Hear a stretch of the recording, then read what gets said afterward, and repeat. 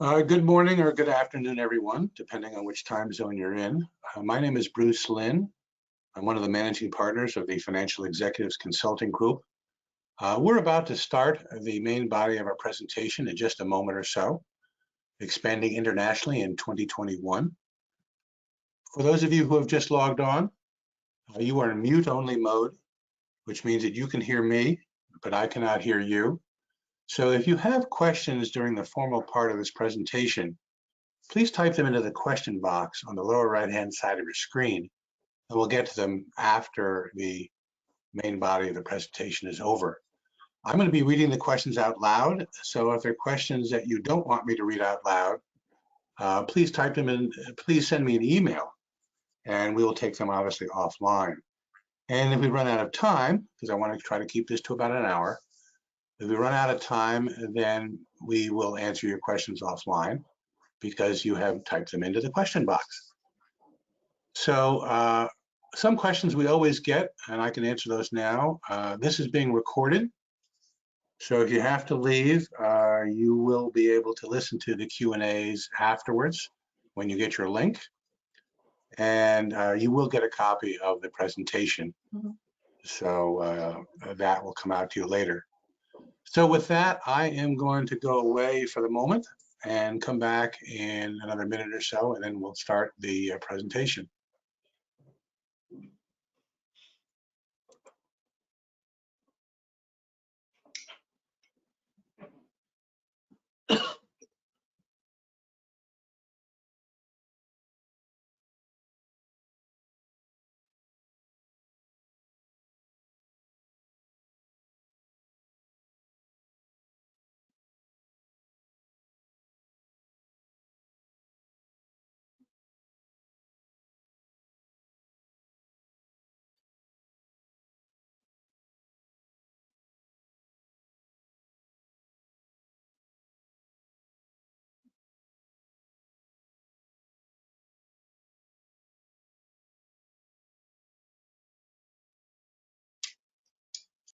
Good morning or good afternoon, everyone.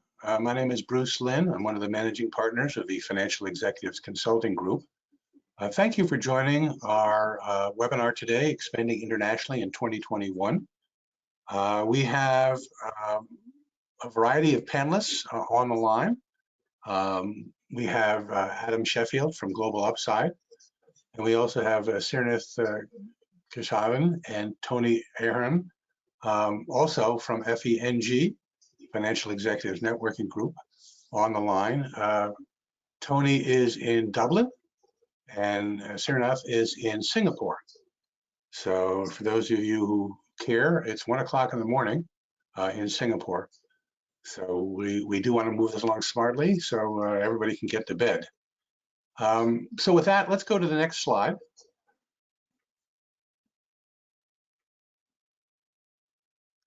And again, just a little bit about myself. I'm not going to read this here, but you can see this on the slides.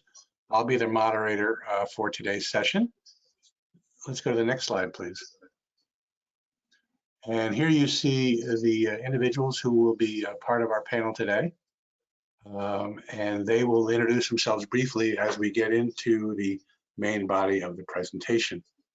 And again, if you want to directly, if you want to send your comments directly to them, there will be email addresses at the end of the presentation. So let's get started now. Let's go to the next slide, please. And again, for those of you who have been on another planet, there's been a pandemic for the last year or so. And needless to say, economic conditions have been less than perfect for global trade, for global business.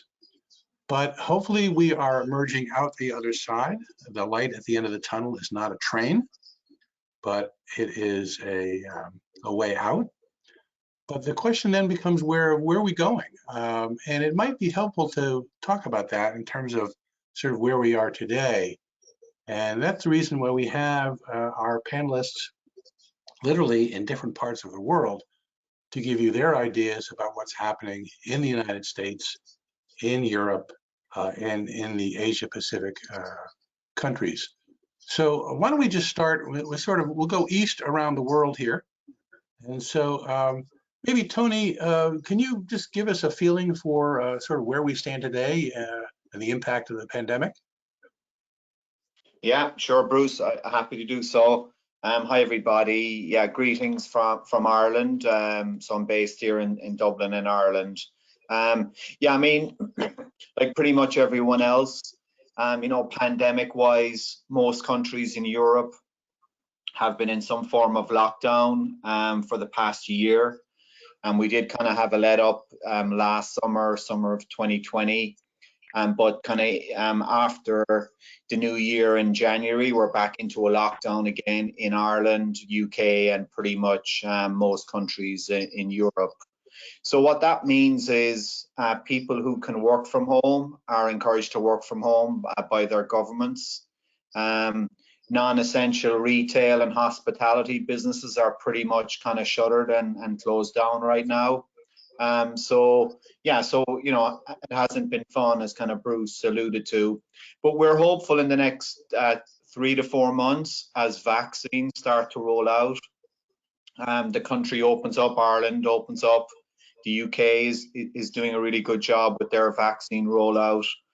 So the next kind of 3 to 4 months, as the vaccine rolls out and virus numbers reduce, that business and commerce kind of opens up again, and tourism opens up again, which has been kind of badly hit. So that's it in a nutshell from Europe, Bruce. Thank you. And Sirnath, what in the Far East, what's sort of been the impact, let's say in Singapore, for example? Thank you, Bruce. To say the least, it's been a very strange year. 2020 has been very strange. It's clearly a year that no one anticipated, and strange things have happened. I was talking to my friends in the grain trade the other day, and they've had their best year ever. Stock markets are booming. Copper is trending upwards, and that's part of the good news, at least for some. Now, on the other hand, you've got businesses collapsing, particularly the smaller ones, resulting in people becoming unemployed, suddenly unemployed. So it's very strange in terms of the impact. So I think one of the outcomes is going to be the inequality that exists in society, income-wise, is going to be accentuated going into 2021. And that, of course, leaves us with serious social problems. As far as the spread of COVID is concerned, yes, Asia has had its serious bouts of it. Most of the countries in East Asia seem to have managed it reasonably well, largely because the whole community has sort of come behind simple things like wearing masks and washing hands and social distancing.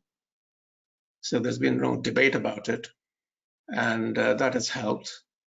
So it's something that we would never have anticipated in any of the ways that I just mentioned earlier, with the contrast that we have. So a strange year all around. So Adam, what's your thoughts on maybe some impact on other regions of the world or even in the U.S.? Sure. So first of all, hi from Salt Lake City, Utah. So I am here in the United States, and just a little bit about, kind of the United States that we're hearing. As you know, the vaccine rollout's moving along, which is great news. Each state's different though, right? There's challenges in each state. So if you have employees in, California, it's different than if you have them in Texas. Texas just announced that there's no masks is coming off, right? So everyone has kind of different protocols and procedures to kind of operate in the United States. Kind of beyond the U.S., you have, Canada, the borders still closed, but looking to open up soon, we hope. Also, some of the other Latin American countries, they're a little bit more open, depends on the country. So everyone has kind of their unique approach. I do think there is a lot of positivity about the vaccine, about things getting back to normal, and whatever that means, right? So some of the things that we see, how companies are kind of adapting to what's going to be the new normal is obviously the ability to work from home or work from anywhere. You'll hear that term a lot, work from anywhere. There's a lot of people that, used to go into the office every day, and now they're realizing, hey, it's not necessary. Just a great example of that is many people in my neighborhood that have moved from Manhattan that are now in, the mountains of Salt Lake because they want to take advantage of the outdoors, and, they're not sure they'll ever go back. So it's interesting to see how work will shift and how we're utilizing technology like we are on webinars today. I mean, how many of us are on video calls, video conferences daily? So it'll be interesting to see how that shifts. But certainly there are some proven strategies that are helpful, especially in the international space. We'll get into that a little bit more, but just to touch base on that a little bit is we're seeing actually quite a bit of expansion internationally because companies are now saying, hey, I'm going to hire that talent anywhere. I just want to find the right talent for our organization. They could be in Dublin, right? They could be in Singapore, and we're going to hire them. And how can we do that quickly? Because it doesn't matter as much that they're down the street from us. So we're starting to see that shift a little bit, and offices are starting to prepare for that. I could just tell you from our experience, our offices are open in Salt Lake. Our offices in our headquarters of San Jose, California are not. And so we have protocols to have people come back into the office. We actually coordinate times when we're all going to be there, again, with social distancing and all those things. So we can at least have that interaction together, but we're just not there as much as we used to. So it's just kind of a new normal that we're all adapting to. And I think that will continue to change and fluctuate as we kind of move on from the pandemic. All right, thank you. I think that one thing that certainly few people can say with any certainty what's going to happen is the future. I mean, by definition, the future is uncertain. And I think as Adam was just indicating that the people's physical location, I mean, when you think about it, before the pandemic, a year ago, let's say, would you say that everybody had video capability? Probably the answer to that is no. Arguably today, at least in business, video capabilities are greater. I mean, I've seen some surveys from Price Waterhouse, for example, about when things go back to normal, second half of the year. And what does that mean? And people they do want to go back to the office. I mean, I've had some of my clients say, I miss the travel. When was the last time people said I miss travel? But It's true. so people will be going back to the office. The question I think everybody has to ask themselves is whose office and how frequently. Yeah. That one, I'm leaving that one alone. Let's deal with this in a little bit more detail. If we can go to the next slide. So again, we try to talk about setup and strategy overseas, and here's maybe 4 indicators that might tell you a little bit about how you want to think about your neck of the woods. And the idea of doing that is just, Adam, do you want to start off with these points? Sure, absolutely. And we see this, you think expansion internationally, it's actually, we're on a growth that we help support this. And it's happening all the time now. Like I mentioned, kind of hire anywhere or work from anywhere. We're seeing a shift of kind of workforce. We're also seeing companies want to take advantage of other markets, right? So if they were heavily involved in one market and all of a sudden that shut down, that could really hurt. And we're seeing them diversify where they're going. And so when you think about your strategies to go overseas or international anywhere is what type of footprint do you plan on having in that country? Is it going to be small or is it going to be large? Do you have to have a warehouse space? All of those things matter to determine how you're going to set up your entity in that country. Or you might not even set up an entity in that country. You might utilize an employer of record service that can help support that. But those kind of long-term, short-term strategies and how big and how small you're looking to go into a country are really important because it really helps you establish the right setup that you need to put in place in that country. So there's nothing worse than doing too much or too little, and it can be really difficult to wind down an entity in a country if you decide to exit that country and you never really went live there. We've seen that a lot from some of our clients, so we help them clean up some of those things. But there's all types of things that you need to be careful of too. What's the normal payroll? What are some of the considerations when it comes to taxes? What type of accounting and compliance pieces are needed? What are your financials? How do they need to be reported in that country? Each country has slight different rules, as we all know. And it's important to understand that, right? How much of a burden is it going to be on the corporation to go into that given country? So those are things to consider even now more than ever. What are the HR realities? What are the HR laws that you're going to have to abide by? COVID kind of changed some of those things. They've become a little bit more complex. It helps to understand those things. And then what type of permanent establishment are you going to have in that country? What are your tax liabilities, your VAT, right? What type of intellectual property do you have? How are you setting up your employee contracts to make sure you're protecting your intellectual properties? Are you trying to go with the contractor model, which really doesn't protect it? Or are you trying to set up a different model, maybe contingent workforce or wherever the case might be? So all, 4 things to kind of consider, 4 buckets.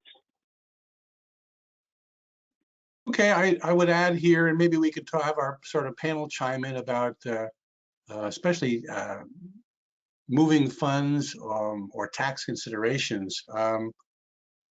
Tony, any thoughts about the ease of doing banking or taxes in the UK, or especially in Ireland?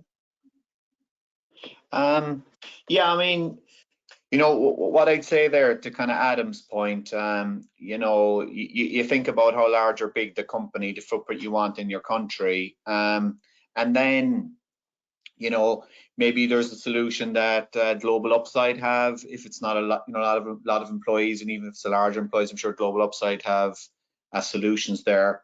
But you need to think about setting up an entity or a company in the country. If about it, that's gotten a lot easier in the past number of years from an accounting and systems point of view. Online accounting packages are very widespread, common now, and don't cost a lot to kind of set up. So that allows the head office in the US to keep track of the management accounts and the financial records online, and at a really good level of detail. And similar to your question, Bruce, around banking, you can set up banks relatively easy in countries like Ireland, UK, Luxembourg, and again, through online banking, head office in the US can have visibility in on those banking transactions, can even approve some of those transactions. But to your point on tax, when you go into a country, you're going to have tax obligations in that country, be they payroll taxes or some sort of corporate tax. And yeah, that you're going to have to file the necessary returns and send the necessary monies to the governments in each of those countries, because each country in Europe is different, and if you have 5 or 6 different companies in all those European countries, you're going to have to pay taxes to each and every jurisdiction. You can't kind of group that in one. You have to kind of go into all those. So hopefully that kind of addressed the question there, Bruce. Okay.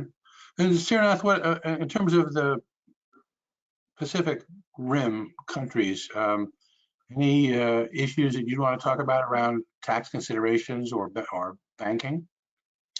I was thinking of actually starting with setup and strategy overseas. So there was a time when the business needed to be quite large for you to even have ambitions of going overseas. And that's now outmoded. And particularly for companies in Singapore, for example, because Singapore is itself so small geographically, many businesses have to start thinking international from day one. So in terms of, like, for example, I'm in a business which is delivering training to banks around the world, and I've been using just my Singapore registered firm, as the basis through which I do these transactions. I've not had to set up offices elsewhere. What I do is network, and I do work with, I have alliances, I have representatives and I have arrangements for business promotion, but as such, I've not had to actually set up an enterprise outside of Singapore. I guess a lot depends on the nature of the business and particularly who you define as your customer. And that would, to a great extent, also determine whether you actually need to have a setup there in terms of business development. Then there is the legal infrastructure. Of course, the legal infrastructure is always a bit slower to catch up, quite naturally. And for example, Tony, I think, made reference to whether the business needs warehousing. So if you set up a warehousing arrangement overseas and you've discharged goods into a warehouse, who's the legal owner of the goods? So is that going to be your distributor, or is that going to be some stand-in company, or is it going to be your subsidiary? That's one more consideration that will determine what sort of setup you're going to have. And finally, what type of business licenses are available? Again, every country has restrictions on what a business license allows you to do. Typically, the most, shall we say, restrictive would be the representative office. Branch and subsidiary may have more freedom to engage in activities beyond what a representative office can do. At least in terms of booking contracts, which a representative office typically cannot.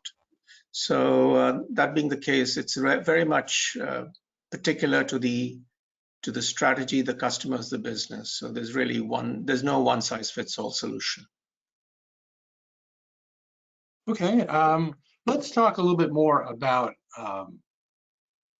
talent. I would only say that I'm a great believer in technology. I think when you're dealing globally, it always helps to have an ability to talk to any of your offices around the world. But at the end of the day, you need the talent to really complement technology. And I think that's the sort of the new workforce that we want to speak to. So we can go to the next slide.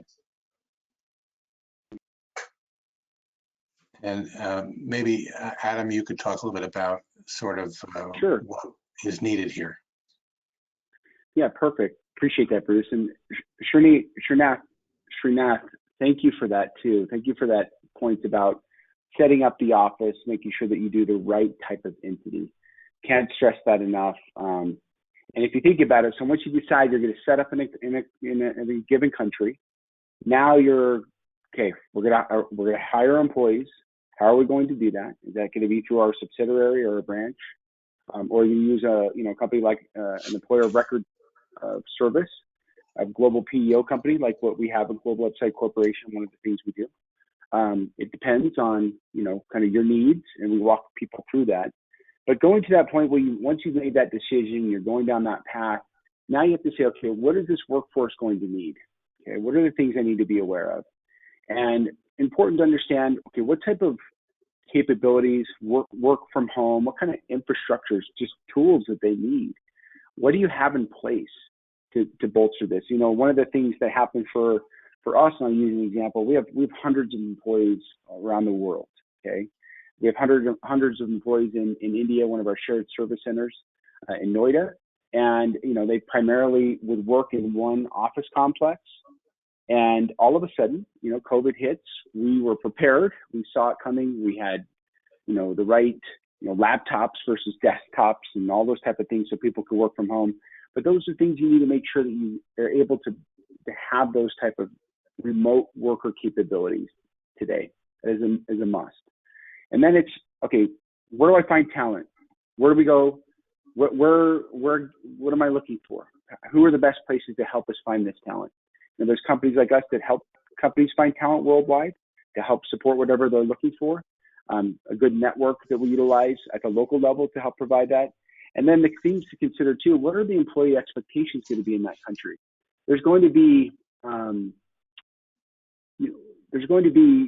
kind of the cultural norms in those countries.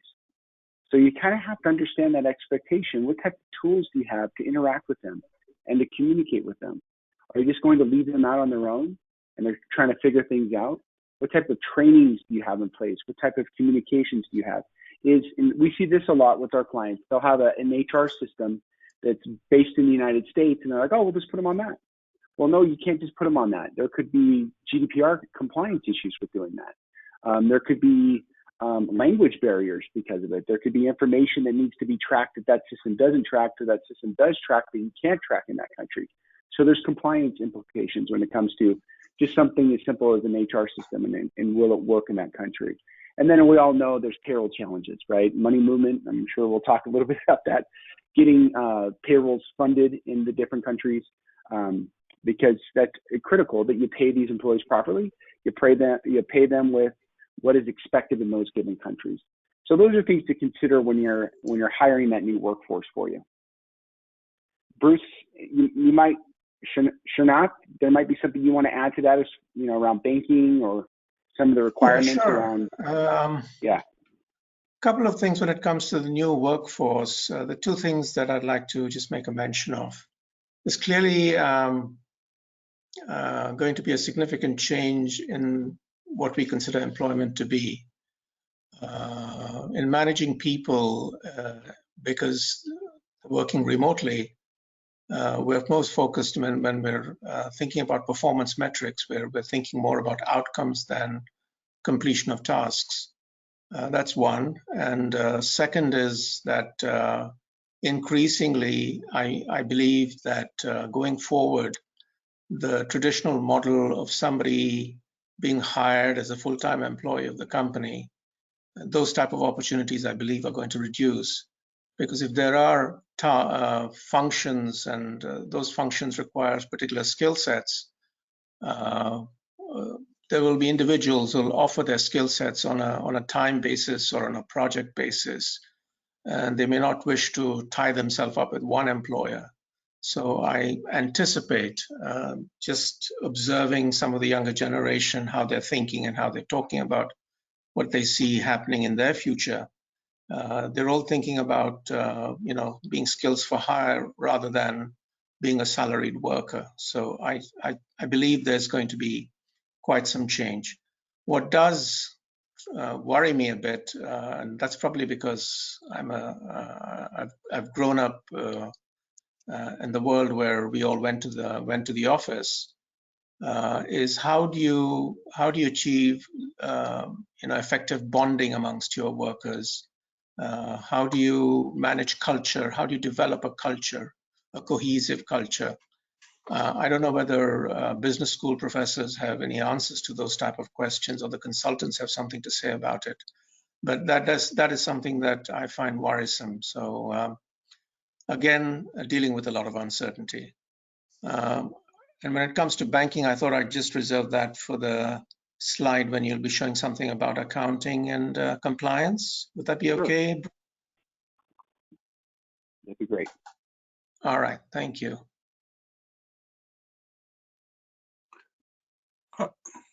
All right, Adam, why don't you talk a little bit more about, I think, HR and payroll. Again, I think it's pretty clear that people really are going to be the important resource here. Yeah, no, absolutely. And I just want to touch a point a little bit too, that Shernath just mentioned about the culture. How do you keep that, right, in a remote work environment? And, I'll just use, for example, some of the things that we have done. Again, we're an international company. And it's interesting. That is a big thing. We actually schedule time to hang out with each other, teams and company-wide.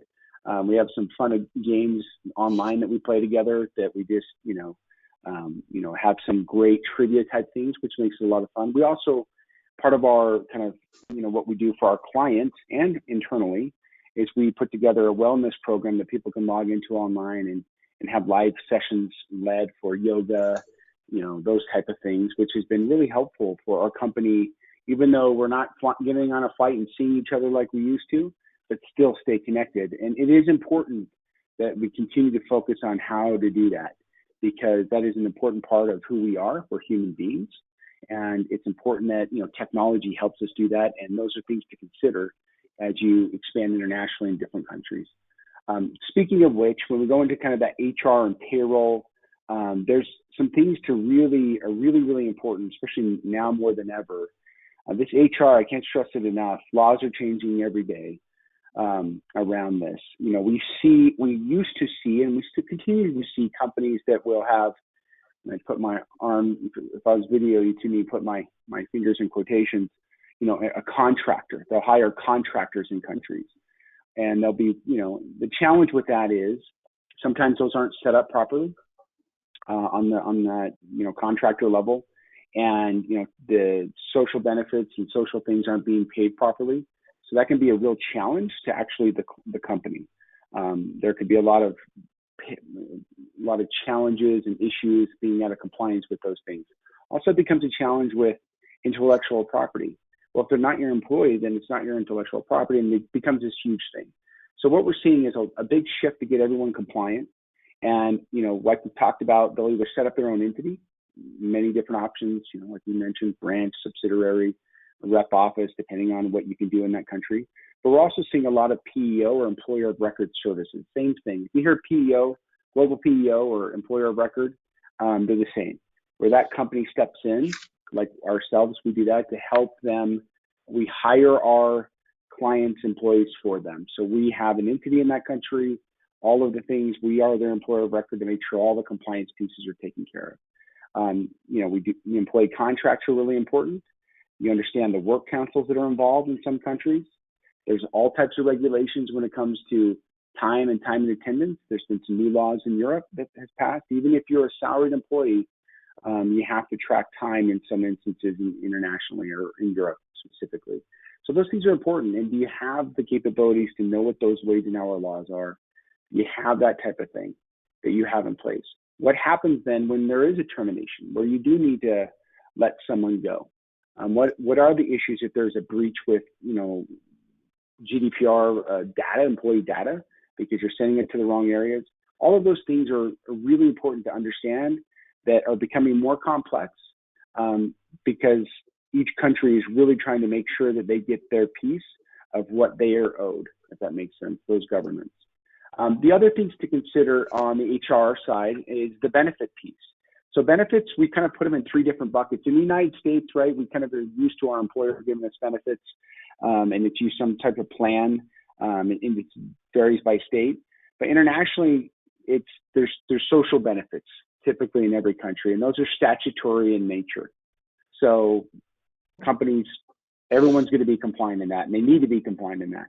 And then you have the pieces that you have like supplementary benefits, where it's kind of on top of those statutory benefits. And then there are in some countries where we call it customary benefits, where, you know, that's kind of the standard, even though it's not a requirement like statutory, but it is the standard for you to employ somebody there, that you need to make sure you have those benefits. And then when it comes to payroll, we've talked a little bit about this, right? There is no big global payroll engine of the world. All your big payroll providers, and we is one, but we still process locally because you need to process payroll locally to pay people.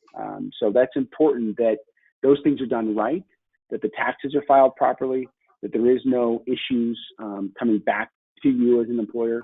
We see a lot of companies that have made some mistakes there, right? They've gone to a local provider that they didn't really know, and it came back to haunt them a little bit. And then what are the kind of hire to retire requirements, right? What are the ongoing HR needs that you have? What's your expertise in that given country to be able to address your new employees' questions that they come up? It's a lot easier if you have an employer of record solution where you just kind of direct it to the employer of record, right? But in some countries, when you have your own entity and your own subsidiary, do you have that expertise and that knowledge to kind of handle those things? So we're seeing that HR and payroll component is really, really important internationally with your expansion. But the good news is new kind of employer of record services really clean up a lot of that and make it a lot easier, but also helps you transition to when you're ready to set up your own permanent establishment with your own subsidiary. So the transition is a lot easier than it used to be in the past, even though the complexity is still there. Okay. Bruce? Sure. Let's try to see if we can create a framework for the future here as companies think about expanding internationally. I mean, obviously, physically traveling very difficult to do these days. I was just reading something the other day about going to France, and it depends on whether you like to stay in a hotel room for a week. And I think with Singapore, I believe you check into a hotel room at your expense and they put an ankle bracelet on you. Well, that all depends on as far as placing the cost of it is concerned. Citizens and residents, as far as I know, are still covered by the government. So they do put you up in a hotel. And no, I have not heard of ankle bracelets being used, but they do check that you are not sort of slipping out of your room, that you're quarantining yourself as accurately as it's stipulated. So it's more about enforcement. And you know, they make spot visits, and sometimes they ask you to use your camera and, you know, point to a particular feature in the room they know is there. So stuff like that. But no ankle bracelets. You may be right. Maybe you just have to download an app that sort of keeps track of you. But the point here, I think, is that as you travel around, you really do have to be concerned with sort of a format and a structure for the future. And this slide here is really what we're trying to get to, which is you talk about some of the accounting and compliance and tax issues. So maybe we can get, again, the panelists and to talk a little bit about, I mean, we've talked a little bit about this, and Adam talked earlier about sort of the company law and compliance here, but when it comes to accounting and finance, I mean, Tony, what are your thoughts around, let's say, looking at the accounting finance structure that a company outside the US would have to consider? Yeah, I mean, you know, it's a good question, Bruce, and you know, it comes down to, you know, there's various types of entities you can set up, but if you're setting up, you know, a common corporation like you do in the US, you have to set up that entity. You have to keep the books and records of that entity. Depending on the size of the revenue, you may have to have an external audit. There are audit exemptions, for example, in Ireland and UK for revenue below a certain level. If you think about the things that you have to do for a company in the US, if you're going into multiple countries in, say, Europe, you're going to have to carry out those activities in each of those jurisdictions. So that's why, you know, kind of Srinath mentioned it earlier, you know, picking a base, say in Europe, if you're wanting to come to Europe, you tend to try and pick a kind of a regional location, be that Ireland, be that the UK, Luxembourg, Switzerland. There's different you know, countries that are frankly good in that area, because from a language perspective, obviously English is spoken in UK and Ireland. Lots of labor laws are probably closer to the US in Ireland and UK than in other jurisdictions in Europe. So you have to kind of think about, well, if I'm going to go to 3 or 4 different countries in Europe and set up an operation there, I have to do all the same things I do for a US corporation, except I've got to do it multiple times. So to kind of Adam's point, you really have to think about, you know, as you're expanding out of the US, where are you wanting to go? And maybe you're kind of dipping your toes in the water first in one place, maybe that, you know, employer of record solution that Global Upside have. But when you move to an entity, you've got all the statutory obligations of kind of that entity. Now, I think a lot of that's gotten easier, Bruce, in the last number of years, as I say, with online accounting packages, online banking. So, you know, a finance team in the US shouldn't be kind of nervous about not having the visibility, and you don't have to set up this for quite a lot of money. You don't have to put in a big ERP type solution. You know, even a QuickBooks type solution allows you access to all that information from the US. So that's just there are a couple of thoughts from my side. Okay, and Sarath, any thoughts about accounting and finance issues in again in Singapore and the Pacific area? Yeah, I can speak for Singapore. Singapore, as you are aware, sort of sets itself up as the gateway to Asia, and invites businesses to set up their regional offices, and in some cases even their global headquarters in Singapore. And there have been some significant American corporations which have actually done that, moved their head office to Singapore. Probably that's where they see the future in terms of where their markets lie. When it comes to accounting and finance, again, the talent that's locally available, recognizing that we have international companies in the country, therefore there are needs, local needs in terms of reporting to the local authorities, as well as reporting back to parent base, wherever that might be in the world. And there is now quite a diversity of talent available within Singapore to be able to cope with the statutory requirements depending on the jurisdiction. So that is one part. The second part is increasingly, we talked about human resources just a short while ago. So increasingly, particularly for American corporations, there's a growing number of people who are qualifying with the necessary licenses and qualifications that are required by US companies when it comes to maintaining accounts and financial reporting. So that's another, shall we say, facility that's available. If I could just touch upon banking, because that's something you asked me about earlier. Mm-hmm.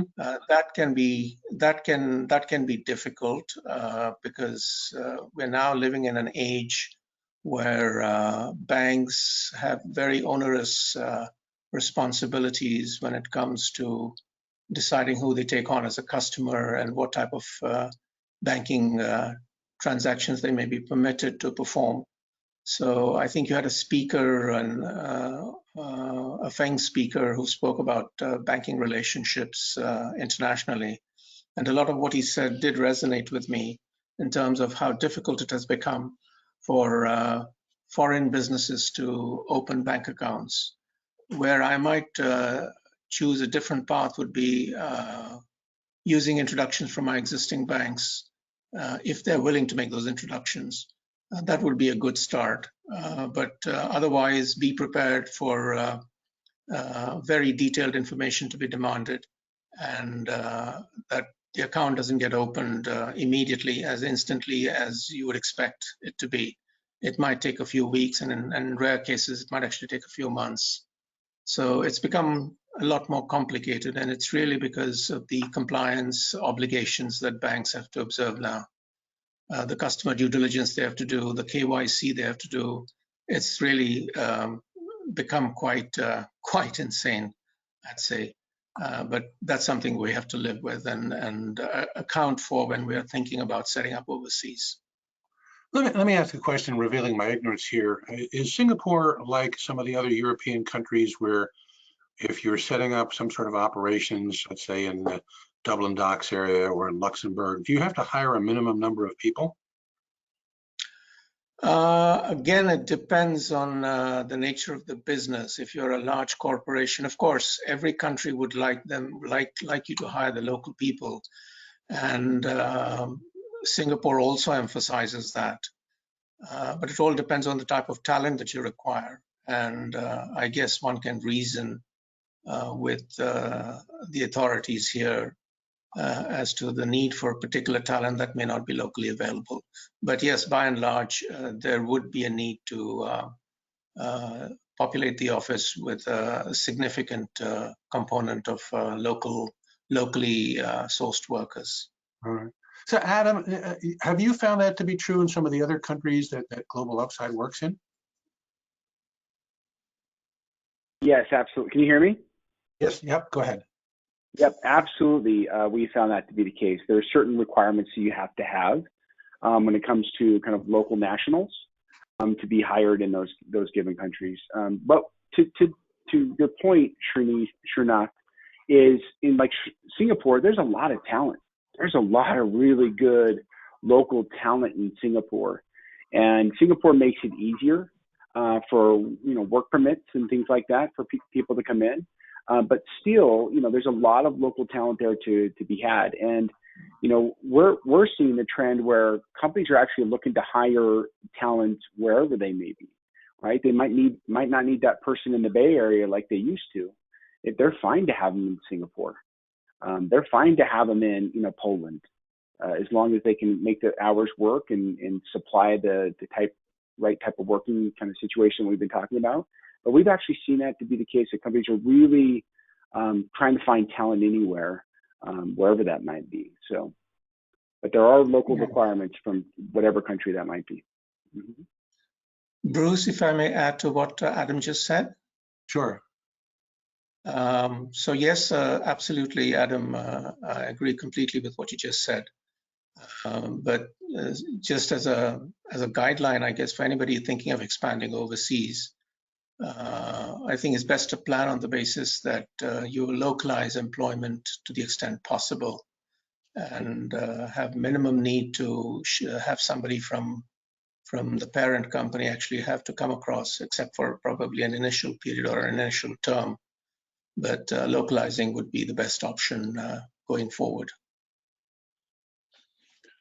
All right, so in the sort of the idea that we now want to move forward and try to create a plan, again, timing, hard to say. I think that sometime in the latter half of this year, maybe you could pull the trigger on whatever plan you had, or it might even be 2022. Again, depends a lot on your businesses, of course. But at the same time, as you're thinking of your plans, you also want to avoid some of the common pitfalls that others fall into. And so, Adam, why don't you start off with some of the ideas that or pitfalls that you've seen, and then we could maybe fill in some of the detail. Yeah, for sure. So I'll just kind of briefly touch a point on this. And I know we've been talking a lot about some of the challenges, some of the nuances internationally, but obviously there's huge advantages of expanding globally and taking your business outside of your kind of current countries that you're in. But some of the things to be aware of is, you want to make sure you strategically think about things at a global perspective, but you have to realize you need to execute locally, right? There's still the local component, and it's very important to understand that, and that you really drive to that. Just like Srinath just mentioned, that try to maximize the local talent in those countries, right? You don't need to hire expats for long-term, kind of strategy. Maximize the local talent. The other thing is to keep in mind is the culture considerations. There's different norms in certain countries than others. It's important that you understand those things. Like, I'll give you an example. One of the things that people always kind of get caught up in, and this is in like Brazil, there's 14 payrolls. It's a monthly payroll, and there's 14 payrolls. Well, there's not 14 months, right? But there's certain times where you actually have to pay an additional payroll run when they go on vacation, and then during kind of the holiday time around the end of the year, or kind of the holidays. So there's an additional payroll that's given to them as well. So just little nuances like that. If companies aren't aware of that, it might surprise them, especially if they did their employee contracts for 12 months and X amount per month, and then they realize there's additional pieces that need to be addressed. So those things are really important to understand, that you take advantage and utilize those things properly. And then don't do this alone. Can't stress that enough. There's great partners. The people on this panel, I mean, there's great people to work with. Don't try to figure it out on your own. It's too much time that it takes. It's too much money to do it on your own. The cost is 10 times to fix a problem if you would have done it right the first time. So just find someone that's good, work with them to help you kind of avoid some of these challenges that you might deal with. And then, there's all types of, we're kind of have this down to some common pitfalls, but when you go into kind of mergers and acquisitions, that's a whole new kind of nuance. We're not going to get into a lot of comfort. That could be a whole nother session on its own, but really understanding that due diligence stage of the business, understand what type of complexities you're going to run into on the HR side. You'll kind of already know the financials and taxes, but really understand how that HR component can impact that deal and what you're going to do with that employee. Are they going to stay on or not? So those are things to make sure you plan in advance, so you don't have this all of a sudden gotcha moment where you thought you could just terminate all these people and you don't realize the cost of doing that and the severance and those type of things that you might have, you might not have planned for. So those are some of the pitfalls, and we can go into more detail if you want, Bruce. All right. Tony, any thoughts about how these pitfalls might work, or how to avoid them in specific countries, again, like the UK or like Ireland? Yeah, I mean, I think Adam said it there. You want to speak to someone perhaps who's done it before or assist companies in doing it. Yeah, I mean, I think that's kind of it in a nutshell. I don't think you make sense to go and establish a presence in 4 countries right away. I think countries like Ireland are a good gateway to Europe. There's approximately 700 plus US companies have presence in Ireland. A country like Singapore, Ireland, England obviously share a language with the US, which is kind of helpful. So yeah, I'd really kind of echo what Adam says, because you can get yourself into difficulty, as we know. Any company in the US will know that as well. If you don't get your sales tax right and you don't pay that to all the various jurisdictions, you can end up in bother. So you want to get it right from the get-go, and do your due diligence, do your research, speak with people perhaps in your network who've done it before and can recommend different partners who can help you. Any thoughts about how these pitfalls would work, or others that you might want to be aware of, let's say in Singapore? The one that sort of seems the most interesting from this list is finding the right partners. And it's really not Singapore specific. It's the whole Asian region where relationship matters. It's a very important part of the customer relationship. And a lot of time is spent by businesses in cultivating those relationships before, in fact, even business gets done. And once business gets done, maintaining those relationships.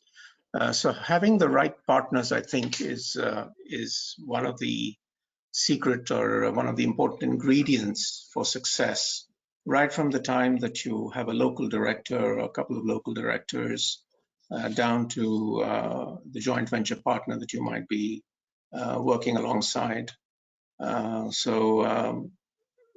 I think they can bring a lot of value to how you strategize, the type of people that you hire, the way you go about pricing your products, the advertising strategies. So a lot of things would have to take into account local customs, local practices, and local preferences. And so the need for the right partner, and particularly a local partner, just cannot be underemphasized. Yeah, I would add on to that. I think the cultural differences, to me, and what I found in doing some traveling around the world, I got to be honest, I'm sort of unaware of the various holidays that countries have, and whether you're in the Middle East or even in Singapore or other countries with different religions and certainly different cultures and people who are the leaders of those countries in the past. So there are holidays that can make work scheduling difficult, and that of course can be compounded by the whole issue of foreign exchange, which is something to consider when you're doing business. If you have offices in different countries, some currencies are stronger than others, and depending on whether you're a supplier or a user of those currencies. So again, under the heading of complexity of global M&A, looking at your exposure means that if the dollar is strong or the other currencies are weak, then you're getting earnings in a weak currency. Often it's not good for your performance goals. And of course, the opposite depends on which countries and currencies we're talking about. But in terms of avoiding some pitfalls, I mean, I've had CFOs in U.S. companies tell me that they don't have any foreign exchange issues because they sell in dollars. Well, selling in dollars into a non-U.S. dollar currency country means that all you've done is you've shifted that foreign exchange exposure to someone else who has to sell euros and buy dollars and pay you. So depending on which way the rates are going, you could be actually reducing your sales possibilities, or it costs you more money if you're, let's say, trying to fund expenses in a strong currency, let's say like the Swiss franc. So there's an issue there to think about. Okay, let's go on to, we've talked maybe specifics, but I think it is, we come back here. Countries obviously have their own rules and regulations. And I think you might have got a flavor by now that some countries are easier or hard to do business in. And maybe, Adam, do you want to talk about some of the countries on this list? Yeah, you bet. I mean, some of the trends that we're seeing right now for global expansion, I mean, a lot of these companies on the list are a little easier to do business with for sure. But we also see them for different reasons. I mean, Canada is kind of a given, but we've seen, India has an increase, and so is Philippines. They've always done a great job with customer service, technology development in those countries. But now we're seeing more of a shift to manufacturing in those countries as well, kind of away from China. So that's been kind of an interesting trend that we're seeing. And then the Eastern Bloc countries, the old Eastern Bloc countries, right? Estonia, Czech Republic, Poland. We're actually seeing them. A lot of companies are looking to go there as well for their development, their IT kind of teams. That we've seen that to be a big expansion for that space as well. So yeah, those are just some of the highlights of some of those countries that we've seen with our clients and why they're going there. Tony, do you want to talk to some of the countries in the EMEA area? Sure, absolutely. I mean, I'll give a plug for Ireland, obviously, seeing that I'm based here, but I mean, Ireland has a long tradition of working with US companies that expand internationally, over 700 US companies in various industries, financial services, medical devices, pharmaceuticals, technology are here. Obviously, we're in the EU, Ireland share a common language. So that's, a place to consider if you're coming to Europe. I agree with what Adam says as well. Czech Republic, Estonia, eastern parts of Europe, from a services point of view, are really interesting, and from an IT point of view, the cost base is lower than Ireland or the UK. So Ireland probably would place itself maybe a little bit up the value chain. Luxembourg is another probably country easy to do business with, and from a financial services perspective. The UK, I don't have it here. UK is still a great country, a great market, but we obviously have the complexity of Brexit, with the UK exiting the EU on the 1st of January this year. So there's some kind of uncertainty with the UK because it's not part of the EU right now, and moving to the UK as a base for your EU or EMEA operations. There's some kind of, kinks that need to be ironed out in that. So from a financial services perspective, London will continue to be an important market, but as I say, with Brexit, it's just kind of complicated factors. I put in Portugal there as well. Portugal is an interesting country from a cost perspective, a little bit lower than countries like Ireland, UK, Luxembourg, Switzerland. And I think they're really good in the digital space and the technology space. So that's a whistle-stop tour of EMEA, Bruce. All right, and Srinath, what about some of the APAC countries we've got mentioned here? Well, you put India on the list, so since I've already spoken about Singapore, let me just say a few words about India. Again, it depends how the shifts in India affect your business. If you're viewing it from the perspective of a US company looking to expand internationally. So factors like the fact that a very significant proportion of the population is less than 35 years old. And therefore, that's something that will affect demand. Increasing urbanization.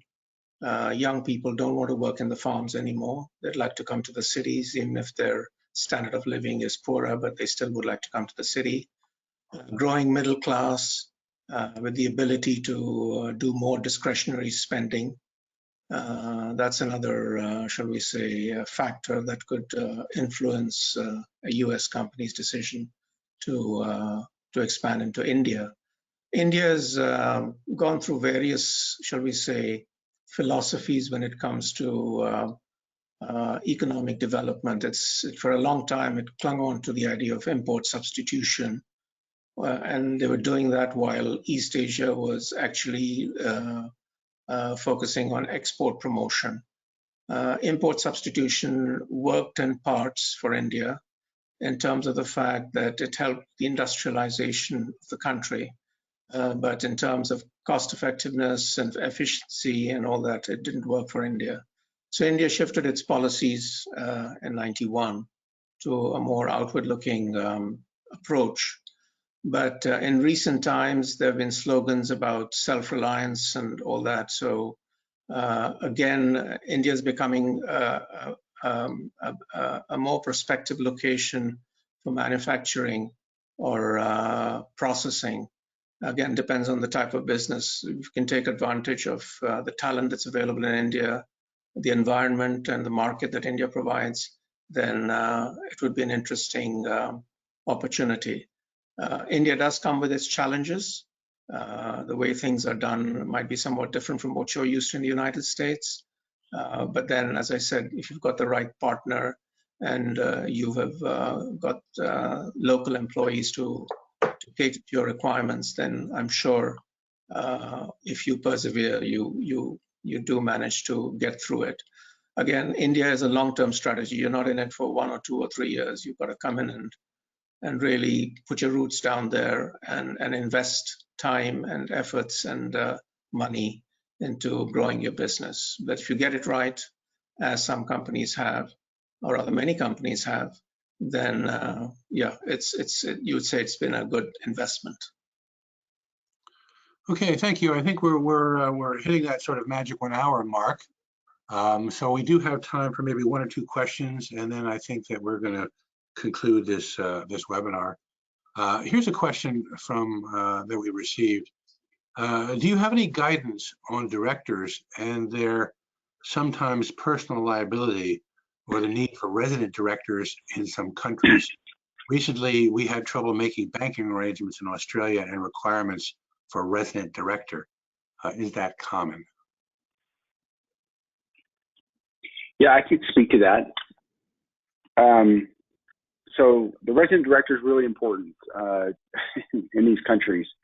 First of all, we've seen a lot of times where companies will utilize someone that they've hired there, kind of a new employee.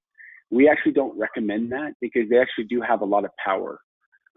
We utilize some local third parties that are law firms to be resident directors. It's not a huge expense, but they don't do anything, and that's part of some of the things that we have in place with them.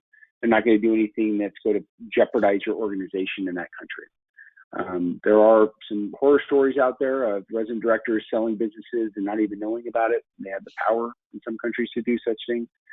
So it is important that you get that right, because it is important that you have it, because to your point with the banking relationships, the KYC, all of those things need to be disclosed to those banking arrangements. Yeah, again, don't try to just, oh, this is our employee there in Australia, so we're going to have that person be the resident director. That might not be the best decision, because what if you have to terminate that employee? Now you have to rewind that person being the resident director and the challenges that associated with that. I hope that answered the question. All right, thank you. I think we've got maybe time for 1 more question, and then I think we're just gonna call this a day here. Over the past decade, there has been a notable shift with businesses favoring outsourced options due to the flexibility and efficiency they provide. How has the current business environment affected this shift, and do you see this trend continuing in the future? I could perhaps offer an opinion here.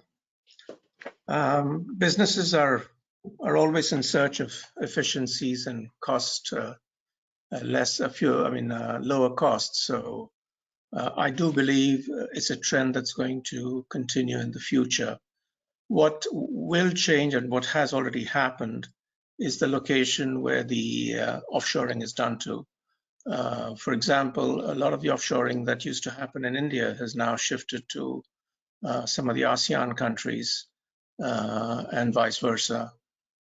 So that's, and now the language in which service is provided is also important. So if, for example, you have a significant footprint in China, it's absolutely essential that you must have service personnel in China, and likewise in Thailand and in many of the other countries in the region. Asia, unfortunately, is quite complicated in terms of the number of languages and cultures that we have in this one landmass. So it's an investment that you have to make. But if it's English language, then you've got a greater choice of countries to choose from. And then it's a sort of a trade-off between efficiency and effectiveness and costs. Yeah, I just chime in there, Bruce, as well. I mean, I think outsourcing and working with different partners, even multinational companies, and definitely for small, medium-sized enterprises, you know, is here to stay, and I think it's only going to grow. You know, you talk about countries, you know, and Srinath mentioned languages there. It is possible to go to certain countries. Again, I mentioned Ireland, a lot of different languages available here, same as the UK, same as Luxembourg, same as Singapore. You could go to Singapore and get all the languages you probably need there. So you kind of need to think about that. But, and you know, to Adam's point around directors, that question was answered earlier. Again, you can get an outsourced arrangement there. Directors have, you know, a lot of responsibilities, have fiduciary responsibilities within a country. So you can outsource that. And the other thing to think about directors is from a tax point of view, you have to have, you know, your permanent establishment or your residence is some way impacted by directors as well. But outsourcing is definitely here to stay, and working with outsourced partners is here to stay and grow, I would say. Okay. Yeah, Go ahead. I'm sorry. No, obviously, because I agree with everyone what they've said. I do think the barriers to entry to these countries with models like an employer of record model are a lot less, and it's a lot safer. And so I think that will continue to expand and grow and really take companies that have always been a little nervous about taking on all the responsibility when they go international. They will actually pull the trigger, so to speak, and go. And expand internationally that way. So I do believe that will be continue to grow very rapidly from the years to come. Yeah, the opportunity is big, Adam, right? So I mean, there are kind of risk downsides, but it's not just about risk mitigation. The upside is, you know, in your name, the potential is there. Yeah. All right. Well, I think we've gone past our allotted hour here, so I would like to bring this to a conclusion. If for no other reason than people have to get to bed or have lunch, one of the two. So with that, I am going to end the conversation. Again, if you do want to write to any of the individuals with questions that you didn't want me to read, then you have email addresses here. You will get a link to the video and copy of the slides shortly. So with that, I'd like to thank all of the panelists for your efforts, and I'm sure conditions will change, and we'll be talking about some of these issues again later this year. And with that, great, thank you. Thank you very much. Thank you so much. Have a great day. Thank you, everyone. And goodbye.